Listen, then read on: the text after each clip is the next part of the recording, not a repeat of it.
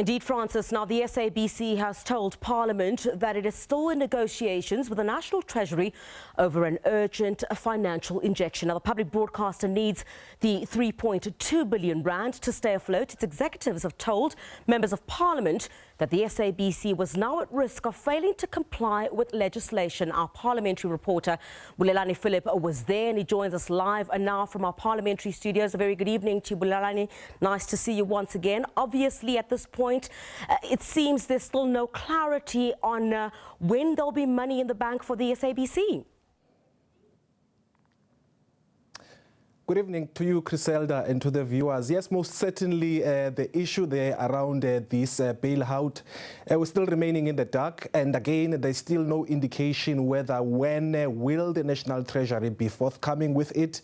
And also at the same time, when the SABC will be meeting these preconditions that have been set by the National Treasury in order to get the bailout. But what we do know, though, is that there are at least 4 conditions that have been set by National Treasury. Those include that the SABC increase its revenue and also make sure that it embarks on cost-cutting measures, as well as to investigate all the financial collapses that were experienced in the past, as well as identifying all the non-core assets within the SABC with a view to disposing them. Of course, on the other hand, the SABC does say in its turnaround strategy, it is in the process of addressing all those matters, but what remains uncertain at this stage is why the 2 parties are not meeting. Of course, the Department of Communications is saying that there is an interdepartmental structure that has been set up to ensure that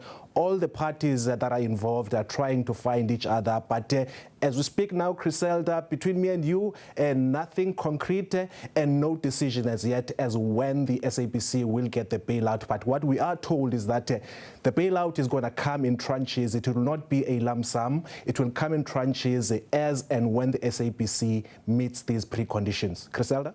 All right, let's just talk a bit about that, Bulelani. Of course, that team assigned to assist the SABC meet those requirements before the money comes. Any indication at all? I know that you alluded to it just very briefly. Any indication about when this team, together with the SABC, would meet those 4 requirements that you spoke about anytime in the near future? Well, Criselda, I think the context here really is the urgency of this bailout, or at least a tranche that must be forwarded, given the liquidity crisis that the SABC is focusing on. They are saying that they are actually scraping around every month to ensure that at least as a minimum is that the SABC is able to pay staff salaries. Of course, what they are saying as well in the same time is that they've actually had to defer payments to creditors as well as suppliers, and their debt levels now are standing at about 1.8 billion rand. The consequence of that is that the company now is actually not in compliance with the Companies Act, in that the CFO, Ms. Bulelani Phillip, is saying that as a minimum, they should be giving all of these creditors notice that the organization is in financial distress, and they should also be giving them notice that they should either be put under business rescue or alternatively under liquidation. So at the moment, she's saying that they are in contact with the CIPC to ensure that all of these non-compliance issues are actually, given the confidence that they deserve, in fact, before the CIPC actually acts on them. So at the moment, there's nothing that the SABC is saying when, in terms of the deadline, that they will be able to meet the preconditions.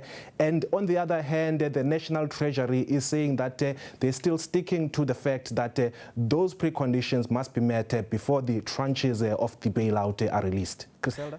Does it seem, very quickly, Bulelani, does it seem to be a sense of the understanding of the urgency on the part of Parliament and all other stakeholders? Because, of course, the SABC did allude to the fact, as you pointed out, that the salaries of employees are a priority.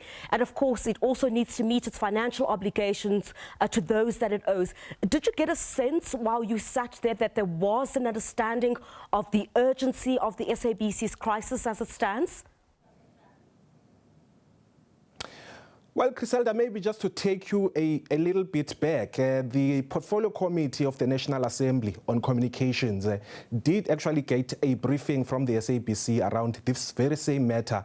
And the Minister of Communications, Ms. Stella Ndabeni-Abrahams, did assure them that there were ongoing discussions with National Treasury to try and resolve this impasse. Again, the expectation was created when the minister delivered her budget vote, when she made the commitment that within 10 days of that budget vote, the National Treasury will be releasing some emergency funding for the SABC, and the remainder will be released once the conditions are met. As we sit here today, none of those commitments have been met. National Treasury has actually stuck to its guns to say that those conditions must be met. And then that leaves only the SABC to actually fend for itself to ensure that staff are paid each and every month, as difficult as that may be. But again, the SABC does acknowledge that the relationship between labor unions at the moment have got some necessary contradictions, while at the same time they are not adversarial. And then the issue of staff salaries, once they are not sorted out, at least in the near future, they do anticipate that perhaps maybe the labor unions will be approaching, labor dispute resolution platforms like the CCMA, which is falling short of saying that there may be a potential strike. So, but again, lastly, Griselda, the CEO, Mr. Madoda Mxakwe, did say that they want to emphasize that the fact that at the moment in this liquidity crisis, their number one priority is the payment of staff salaries every month. Griselda.